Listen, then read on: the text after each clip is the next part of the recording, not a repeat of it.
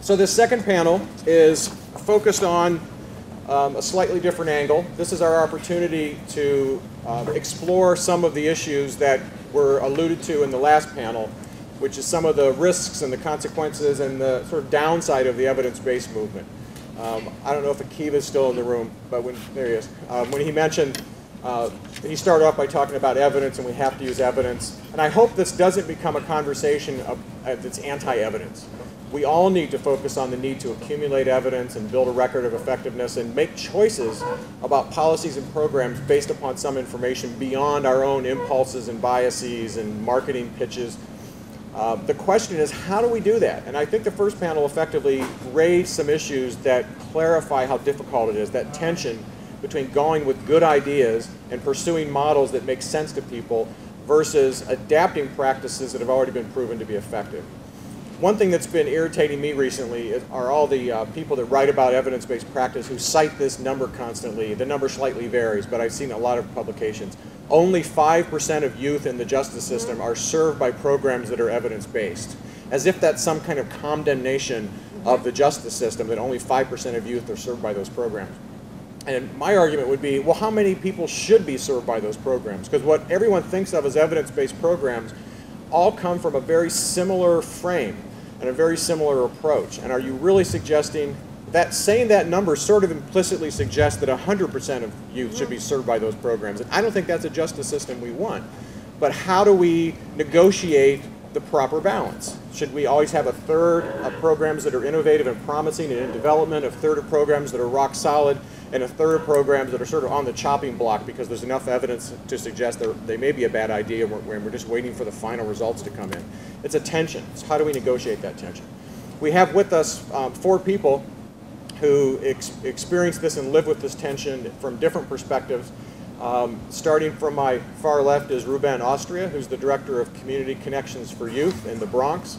I always find it difficult to call him Reverend Austria, but you do merit that title. He is an ordained minister. Next to me is Laura Wolf, who's a Senior Program Officer at the Robert Sterling Clark Foundation here in Manhattan, and whose background is largely in education and health. No, we fund policy advocacy across the spectrum. Yeah. All right. Gabrielle Prisco, next to me, is the Director of the Juvenile Justice Project at the Correctional Association of New York, right? Yep. Of New York. And on my far right is Marlon Peterson, who is the Director of a number of things at the community, Associate Director of the Community Mediation Center in Crown Heights, Brooklyn. So let's open up this conversation and get into it. And I'll start with you, Reverend Austria. So you run a nonprofit. You run a nonprofit which works with a lot of young people in the Bronx. And you have a model which I've always found appealing. Perhaps you can describe that model briefly and then tell us how this conversation about evidence-based practice and policy is affecting your operations and your awareness. All right, so Community Connections for Youth, which is an organization I started about 3 years ago, we set out really to do one thing, which is say how can we build the capacity of directly affected communities to keep their own young people out of the justice system. And currently have a program going, and we, so far to date, maybe have diverted about 70 kids from the court system in the South Bronx. And we're doing this on a grant that I'd like to say was kind of a magic grant from the Division of Criminal Justice Services that actually said, we want a big idea that could change juvenile justice. We're not going to tell you what the idea is. You pitch it to us, and it just has to have independent evaluation. And it was like, that's magic, right? Because normally you're looking at funding sources, as the previous panel said, have the program out, it has to look like this and like this so that we know that it works. And so we kind of said, since there's probably not a snowball's chance in hell for us to get this grant, let's not say what we think the government people want to hear, like let's just put out what we would really do. And so very unscientifically I said, well, if I drew kind of like a 5-block radius in each direction around my house, and I wanted to work with the kids in this 5-block radius, and find the people who are already in the neighborhood, grassroots, youth organizations, churches, people who live in the neighborhood. We organize the people in this kind of 10-block radius to work effectively with kids. And that's what we set out to do, and John Jay College became our evaluator. And what I'll say about there's some great stuff going on. We work with about 70 kids to date. keeping the kids all out on the front end, so they're all post-arrest, but we try to keep them out of the front door of courts. So probation sends some, prosecutors send some, and as criminal justice policy changes, now we're actually going and picking up kids at the precinct, you know, to kind of divert the arrest altogether.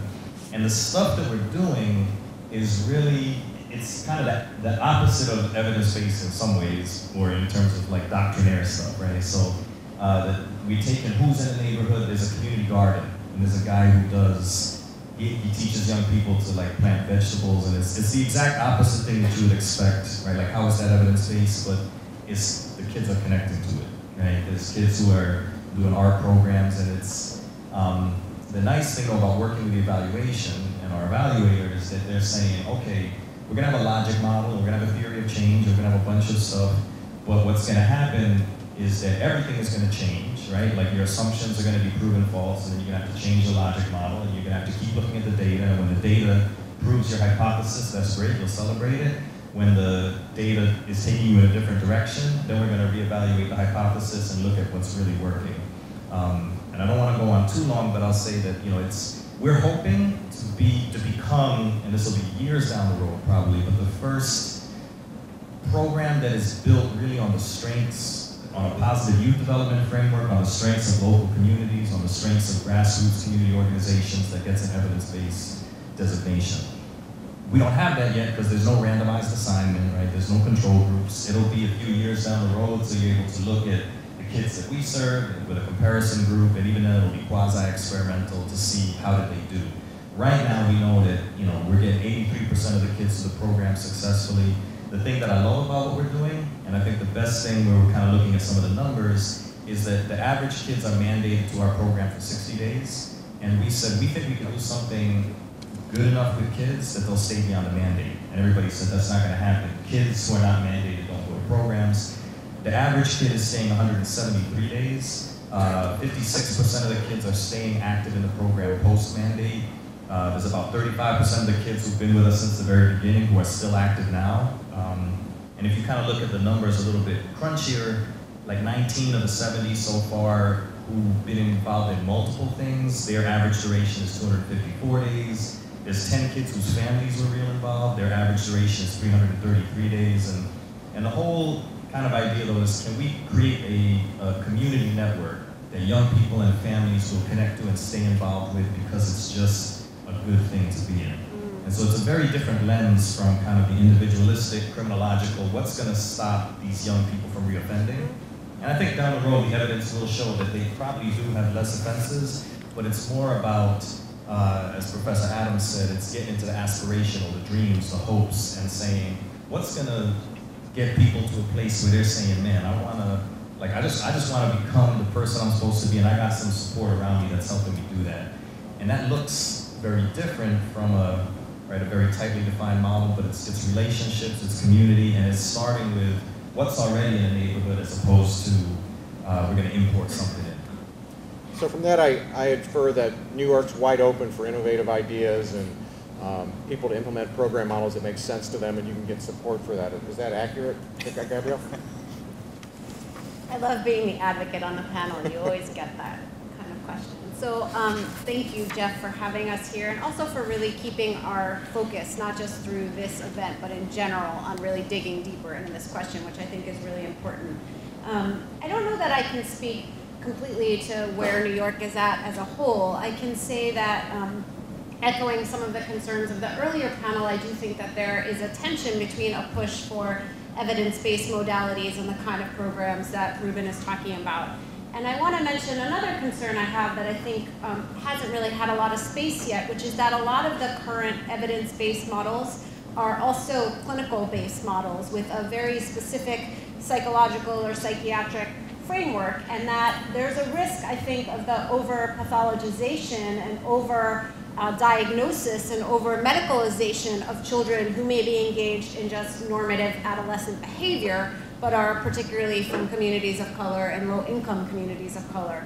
So while I'm not wholesale critiquing the range of therapies like MST and FFT and many of the programs we're familiar with, I think there's a question we have to ask, which is, is it appropriate in all of these situations to have a social worker embedded in a family, or to have a child, getting clinical services for something that in another community is maybe just dealt with privately or in a non-clinical based model? And again, it's not black or white. It doesn't mean those programs shouldn't be funded or we shouldn't have them or that they don't work.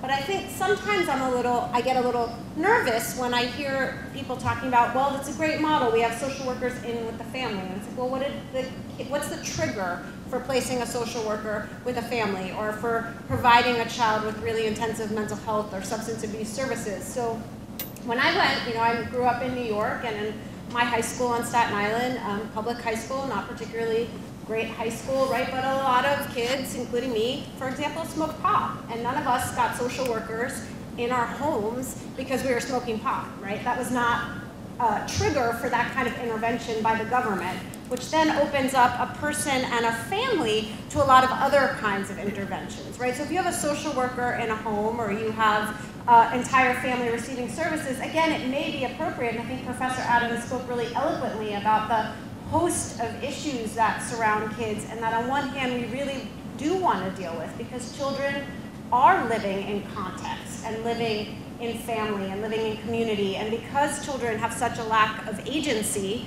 in many ways, right, we do have to address their needs contextually, and we have to address the adults around them. That's the way that children live, and that's what they embody. They embody context and family and community in a really deep way. But at the same time, I think there are risks when we start treating a child's whole system or family or community without discernment about whether that kind of intervention is actually appropriate and necessary, and without a really sharp lens on race and class in particular. And so how are, sometimes Tammy Steckler from the Legal Aid Society is asked, well, what does a youth justice system that works look like? And she says it looks like the one in Montclair, New Jersey, or in Maplewood, New Jersey, right? Where when white kids from upper class families get in trouble, there's a certain kind of intervention that happens, and that intervention often protects a child and a family from collateral consequences. Thanks. So Marlon, you work in Crown Heights, the Mediation Center. Maybe you could talk a little bit about the SOS program that you're working in, and how do you experience these dialogue, this pressure for evidence in your program? First, I want to also thank you for having me here. You didn't have the chair up here initially, so I had to bring my chair here myself. Interesting enough, before I answer that question, a young woman from, I think she's a Pinkerton fellow, rushed up to me during the you can't hear me? Here. Can you hear me now? Great. Interesting enough, before I came up on the panel during the intermission, a young woman from the Pinkerton, I think she's a fellow at the Pinkerton fellow, and she asked me, well, you seem like you're the only person here that actually works with people on a daily basis. So I want to know, how is it that you get in a position where you can sort of inform what's happening, yet still work with people on a daily basis? I want to credit you, Jeff, for sort of like, I also told that you got to start a little bit of trouble. So I appreciate you by kind of starting sort of trouble with in regards to evidence-based policy, where it's sort of the busting, it's sort of what is mandatory, it is what's mandatory now in terms of funding the programs. The Crown Heights Community Mediation Center, which is a project for the Center for Court Innovation, we're an organization of innovation, we have several programs, and one of our most prominent programs is SOS, or Save Our Streets, and we take a public health approach to addressing gun violence. So we have people who we like to call credible messages, to speak to the point of the brother Quan. We have people who have been there and done that, in terms of participating in gun violence out there, gangbanging, so on and so forth. So work is, so we like to say, like the vaccine. By taking a public health approach to addressing gun violence, these gentlemen and women serve as sort of like the weakened strain of this sort of disease we call violence itself, not the person. I'm not talking about the person, I'm talking about the behavior itself. And they serve as sort of like a weakened strain of that same sort of illness to sort of, cure it. And as part of a larger model called Cure Violence, and I myself was once one of those persons, the Violence Interrupt, is the title that these people have, that work to reduce and stop gun violence in the streets, in the offices where many of these people who may consider high risk of engaging in gun violence, where they're at, in their offices. offices. And when I say their offices, I don't mean a place with 4 walls and a light and a desk and a computer. I mean their private hallways, the corner store, the bodega, so on and so forth. That's their offices, and working with people where they're at to get them to the point where, one, they definitely want to they build a relationship with a person who they can trust. Then from there on, that trust relationship can then spawn on to saying, well, hey, listen, do you think you really want to do this? Is it worth it? I know you have a kid. I know you have a wife. You don't want to go back to jail.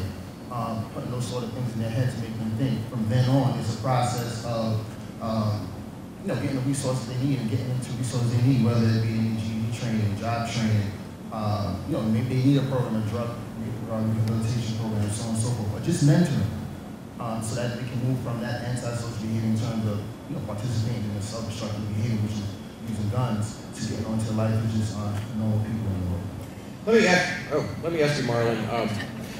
How do you react when you hear people talking about the need for evidence, and they say, "What are you working on?" And you mentioned cure violence. Oh, I know that's the public health approach, but that's not an evidence-based program. No one really knows whether that works. Do you hear someone from the dominant culture intruding their values in your work, or do you hear someone who is trying to be helpful and knows about research and wants to close the gap? Like, is this primarily a threat, or do you see it as a cultural gap? Well, I think it's interesting with the cure violence model, used to be called C5 Chicago. It received a lot of publicity and attention because of the documentary that came out a year or two ago called The Interrupter. So sort of the marketing of this program is what helped it take wing, and it's replicated in different places throughout the city and so on and so forth. And that's sort of, let's say, the plus that we had in sort of this program, where you're working with people who, all the deleterious terms where they would call people informally incarcerated and so on and so forth. You're working with these people, you're paying these people to work with other people who are doing this sort of work. That's craziness. Why would you do that? How can you measure, you can't measure a conversation between this guy and another guy on the street corner, where you're having a conversation, a dialogue with him, maybe his son or his girlfriend is right there, and you're kind of building a community right there. You can't measure that sort of conversation. There isn't someone there, and there isn't a control room for that, where we're doing this here and let's do it someplace else. It's just that's happening right now, and it's working. And as I said, thankfully, because of that publicity, that movie and that model has now become the norm now. It's like more people are taking wind to that. But that's just that program. That's just SOS. That's just a secure violence model. There are many programs on the grassroots level within the boroughs here that I can speak about if I had enough time to list them all, that are doing very important, impactful work, but one, don't have the access to the evaluators want to evaluate their program, right? Sort of a relationship thing that one of the other panelists mentioned. You have to have a relationship with these persons, and if someone who doesn't have that access from these communities, they're not going to get that evaluator to come and look at their program. At least not one that is considered credible, right? So that's definitely a barrier in terms of that person getting credibility to the point where they are evidence-based. And I'm, be clear, by no means denigrate evidence-based policies and programs. You need to know that something's working so you can do it again. You can replicate it. That's a big thing that we do at the Center for Court Innovation. However, we need to be conscious of that the issues are driving, that the issue solving is driving the policy, and the practitioners, not the practitioners and the policy driving the issue solving. We have to be conscious of that sort of thing. Sometimes we get lost in this model of we can't do this program, or we can't give this program any sort of credence because it's not evidence-based. Even though you may be doing good work, we can't really give it the sort of credibility that it needs. So we discredit it, or we just pay no attention to it, and it takes money to try to make these programs work, and if you don't have the money to do them. Let me ask just a quick show of hands. How many people have seen the film Marlon mentioned, The Interrupters? All right. And so it's a high-quality, feature film quality documentary where they followed around the outreach workers in the neighborhoods and watched them intervene and try to stop the escalation of violence after a shooting. And as I think about that, if you told me that I could choose one of two things, either a high-quality evaluation published in a prestigious academic journal or a movie, I might pick the movie to protect my own program. And it just raises the issue of, this is a communications challenge. I mean, I don't think anyone's going to survive if the only things that are produced about their program are published in academic journals. That's why a lot of us work on alternative, we do PDF reports that go up on the web, we do short pieces, policy briefs. You do need to pay attention to the high quality research, but if you only did that, I think your program would be in danger. And I think that's why a lot of people just grasp onto previously anointed programs, because they don't have the time and the energy to develop all this evidence. So it's a communications challenge that has to come together. And I want to turn to Laura Wolf from the Robert Sterling Clark Foundation. How does all this come together? Do you see a mechanism for sort of growing programs and then solidifying programs? How does that work? Well, the last comment was a perfect segue. What the Robert Sterling Clark Foundation funds by and large is public education and advocacy aimed at informing government policy. And one of, not the only, but one of the sources of data or information is program evaluation or other argument about why government should spend its money in one way rather than another way. So I thought it might be useful to just look at the trajectory of how in our society money gets to programs and other endeavors. We live in a capitalist society. Anybody who wants to do something, either they use their own resources or they have to get somebody else's resources. And they have to convince that other entity to invest that pot of resources in their project. They can do it by appealing to a belief in themselves as the individual, in their own rationale for why what they're doing is useful. This applies whether you're going to a social venture, to a corporate venture capitalist to say, I have a new widget that's going to, make it easier to tweet on different kinds of phones. You should invest in this because it'll be the next app and you'll make millions. Or if you believe that you have a great way of preventing kids from going to jail, somebody has to be able to articulate the rationale. And it sounds, when I first read the description of the symposium, I thought you were talking generally about evidence-based versus no evidence. You've made clear in many comments that you're not talking about that. You're saying we don't want to be limited only to random control, generally individual clinical research, but we want to be able to look at whether interventions that are not as easily tested using that model are effective, and you use the term promising practice. So I think the point is just that anybody has to be able to articulate why their practice is promising. And you can do that based on your sense of the kids in the neighborhood and why they will come to your program. That does help, that you've now tested, that they actually stay for 6 months, and you can tell a funder that. But I would argue that there's different kinds of funding, just like there's social venture capital money. There's philanthropic dollars that may take a different kind of evidence, and the rationale that you give based on your knowledge of the kids in your neighborhood and the first 6 months of your intervention. But do we want large amounts of public sector money to go just on a small body of evidence, or do we want to say, okay, come back when you have 1,000 kids in your program? And saying, we've made the health analogy, no, criminal justice isn't the same as health, but I don't think people would want to go to the hospital and say, today we're going to try out a whole different approach to preventing infection. And they say, no, we like the antibiotic method. It's been shown to work. I want my kid to get the antibiotic. But you could say, well, those of you who are looking for, a vaccine against HIV, some of you people who are at high risk for HIV can come into our study, and you may or may not get a treatment that will work. I think we have different approaches for testing what's effective, but that doesn't mean that evidence-based is a bad word. I think it sounds like what we're really talking about is broadening the definition of evidence and teaching more people, like what John Jay is doing through placing evaluation-oriented people in community programs, teaching programs to say, this is our theory of change, this is our logic, we have revised our program model based on our early findings, and this is why we think this is really great.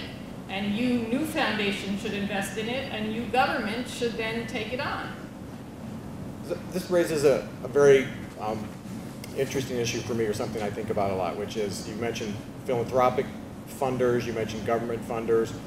How do we, I'll try to put this sensitively, but how do we deal with the fact that the sources of capital you need to invest in a program to do enough research they don't come without strings?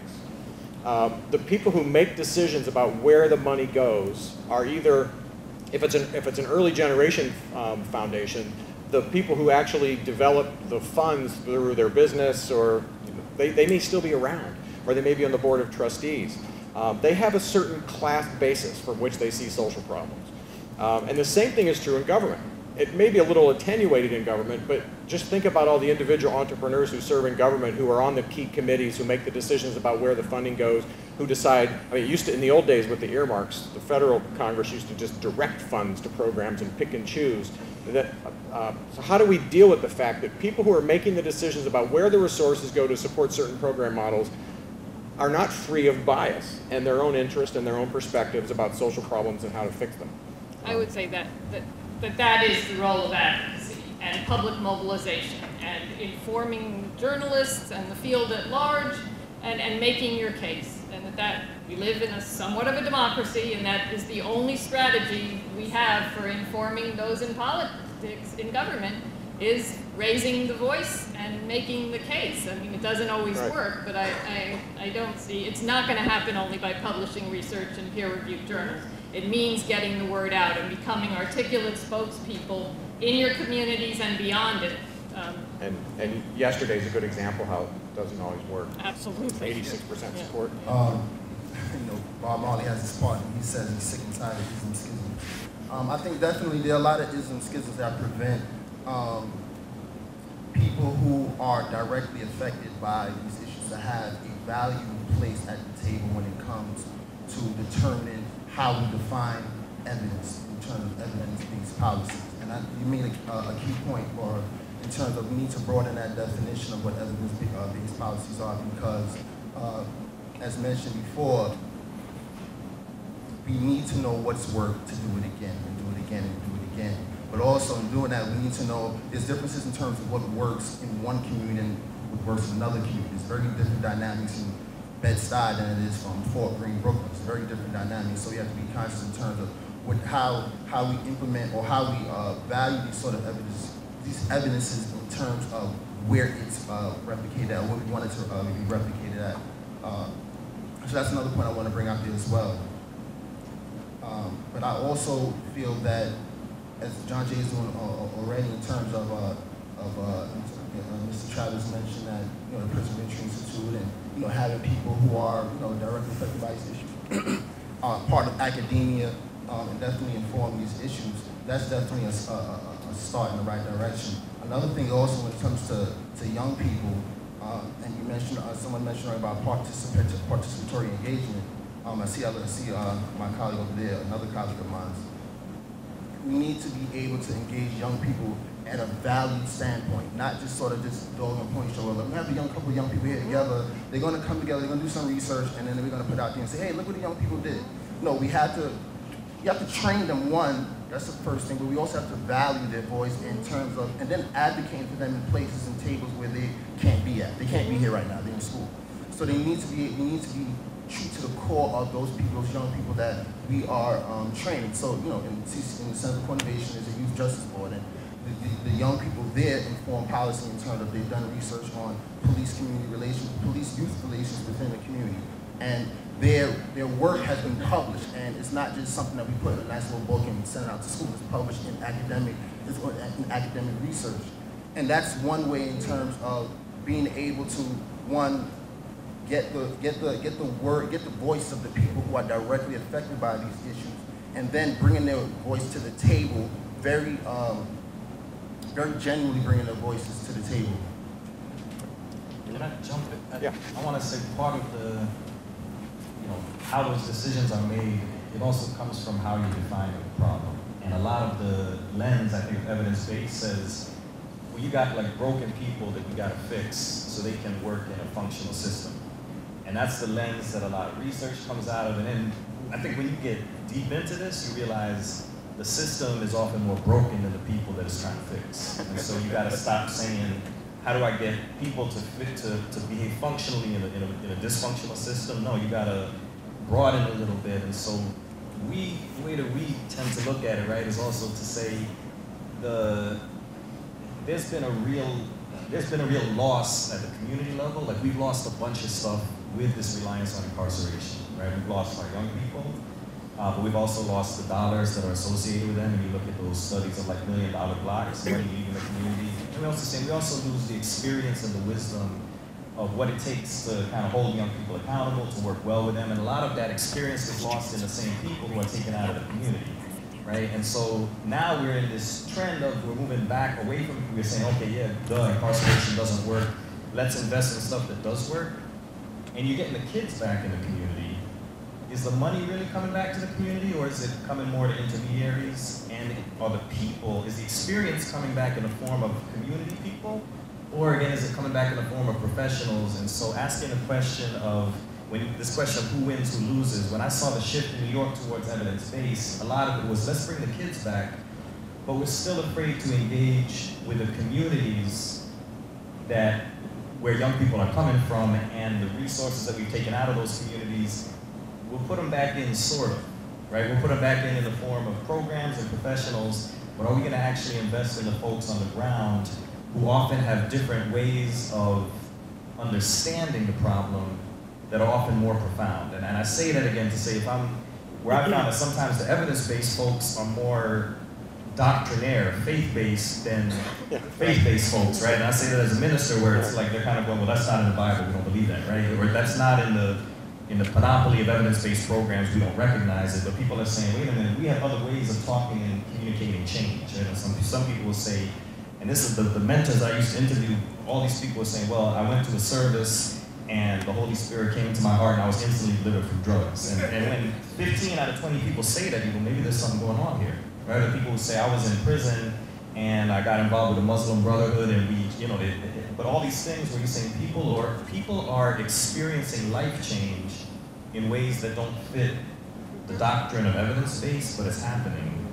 But my thing is really, if we're talking about reinvesting, the resources where they need to go to, it has to be expanding the definition to say, people have ways, and especially in communities of color, of experiencing change that, again, don't fit into that narrative of this was the individual change pattern, and yet it's the same truths, they're being communicated different. But those people have to be at the table when a policy are making, because who I saw lose, again, when New York started to change, it was saying, well, we're no longer gonna just lock people up, but because we're still afraid of these kids in these communities, we have to have something that we feel comfortable enough saying, if the poop hits the fan, well, at least we had some studies.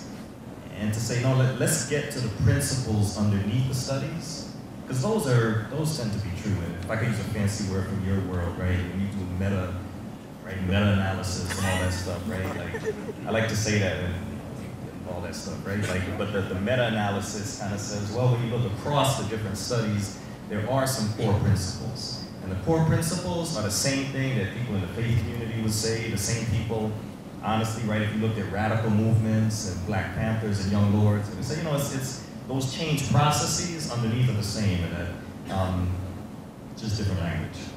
Last comment. Yeah, so two things. One, just building on something Ruben said, I think something that would be helpful is if we all hold space for the possibility, I think this was alluded to in the earlier panel, that the things we take to be gospel now will shift and evolve and change. And that 20 years from now or 40 years from now, there may be a conference where people are like, oh, those things they did in 2013, look at how far we've come, right? And just like we look back on things that once seemed true a long time ago and we think, how did they do it that way? And so to just hold that critical space and willingness that there may be more than we can see with our limited field of vision, and that it's not so simple. It's not about these programs being good or bad, but that knowledge is a process, and evolution is a process, and that community and culture is a process. and also that our evaluation is culturally embedded and contextual. So like I also think like I do a lot of medical care in an Eastern model, and acupuncture, and I work with a naturopath, and that model of like looking at well-being is very different from a Western medical model, and you know, both have advantages and disadvantages, but there's almost like a cross-cultural conversation that needs to happen, and I think Ruben made that point really well, that there's ways of knowing that we currently don't have a space to capture. And the last thing I want to say is I guess a little bit of a challenge, and some of this is happening, and I applaud it happening in New York, but I think we could have a deeper conversation about holding detention and incarceration practices to evidence-based standards. So the field of criminology is, you guys clap, that's awesome. Like the field of criminology is very clear, right, that detention and incarceration hurts children and actually leads to worse public safety outcomes. That evidence has been around for a very long time. For example, also looking at prosecuting children as adults. So the CDC did a meta-study. They looked at 7 different studies. They found a median increase of 34% violence when we prosecute children as adults, when we transfer them to adult court. Yet we do it here in New York State. Why are we not holding policies of detention and incarceration and New York's age of criminal responsibility to the same standards that we hold a community-based program that does youth development work?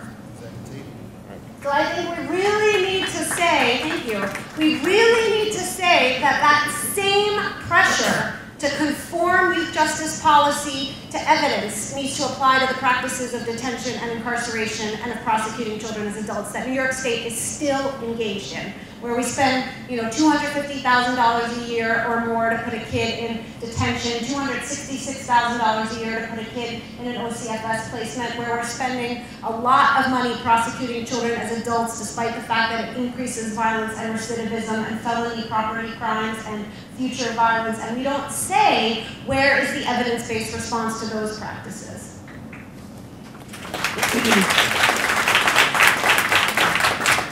Sitting right next to Gabrielle, I could feel her shift into third gear.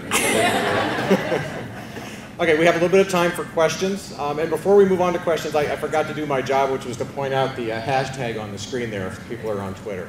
So whoever's got the microphone, we have questions over back there. Someone needs a microphone. And say your name and any affiliation you care to share. Hi, my name is Claire Strange. I get nervous in front of a crowd, so I like to wear granite, just ignore that. I work at Exodus Transitional Community, right up in Harlem. And Jeffrey, you mentioned something earlier that sparked a question in me, in that if you have a choice between watching this documentary, The Interrupters, and reading an academic journal, that you would choose the documentary. And I think what you meant by that was something a little deeper, in that qualitative versus quantitative, the evidence, what are we talking about? In that the movie would be representing more the qualitative side of the evidence, and the journals and evidence-based practice, when we say that, we're more or less talking about quantitative stats, numbers, things that can quickly become outdated as well as dangerous if misinterpreted or put in the wrong hands. So for those of us who have studied the social sciences and are very familiar with qualitative evidence, it becomes apparent that we need to broaden our definition of evidence, especially working with at-risk youth and ex-offenders, where success rates, numerically speaking, are not always pretty. Can we just deal with that then? Because actually you were being deeper than I was. What I meant was not I prefer to watch a movie or than read an article. I meant in order, if I were running a program and trying to protect it, and I could either have an article out there or I could have a feature film describe my program, I'd go with the film. Right, so, okay. But I appreciate the comment. I want to include some more questions too. Sure. Well, I do have a question. All right. That how do we find that balance between these two types of evidence, and how do we capture the importance of both and communicate that to others? Right, exactly. But I think that's what we're here talking about today, that there has to be some balance. And please make these questions. We don't have time for a lot of long statements, but whoever has the microphone is in charge.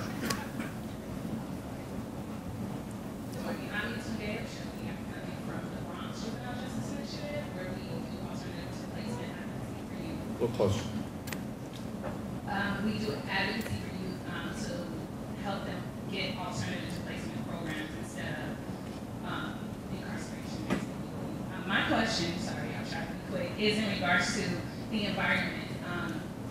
In particular, I noticed that young people, when they are arrested, they're taken to a process, and I know Javier, you spoke about treating them as though they're adults. In Bronx Family Court, it looks just like a regular criminal court, and I have youth who, you know, we've gotten them out of being placed, but after they have to go through that process, it seems like they already feel like they're being treated as though they're criminals. And I don't know if part of what the community organizations are doing or our alternative placement programs are doing is just getting them out of the environment of being in a situation where they are treated as though they are criminals. So can that be included in the evidence as far as why if we're saying that these youth, because they're juveniles, are different than adults, why are they being processed in the same way that a criminal case would be processed for an adult? Reverend, you want to take that? So you're saying like just shut down the family court altogether, right?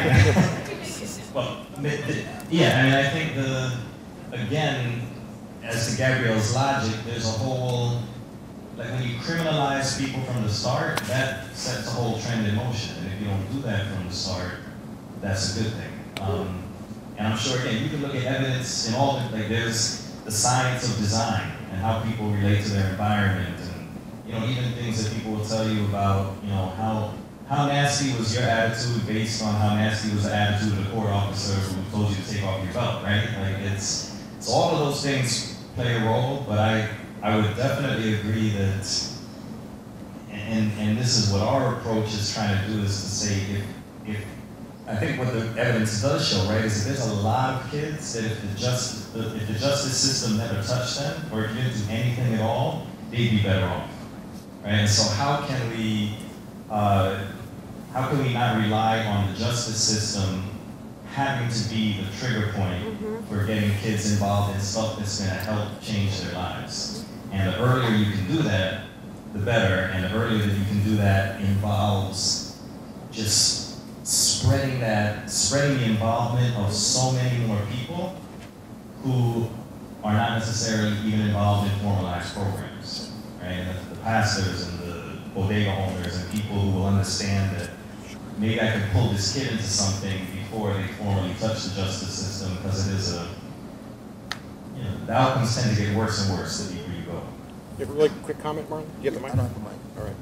I just want to second what Ruben just said in terms of getting them before they actually in the criminal justice system, and that's speaking to youth development programs. Where just yesterday I had a friend of mine ask me for any sort of programs for a teenager who has no criminal justice involvement, and he said, well, it's hard to find anything because he hasn't had any criminal justice involvement. So we got to wait till he gets criminal justice involvement to do something about it, right? That works.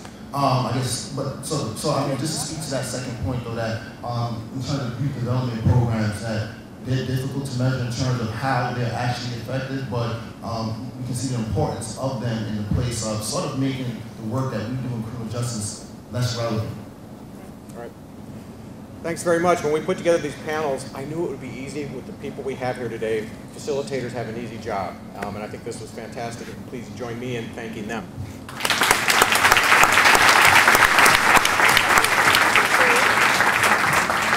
We are trying to stay on schedule, and so I'll turn it over to Ann, and you'll do the mechanics. Yes, I'm going to do the mechanics. Well, you know where the restrooms are, so let me just give you an update on how the rest of the day is going to go. We've got about 10 minutes between this panel and the third panel. There's coffee.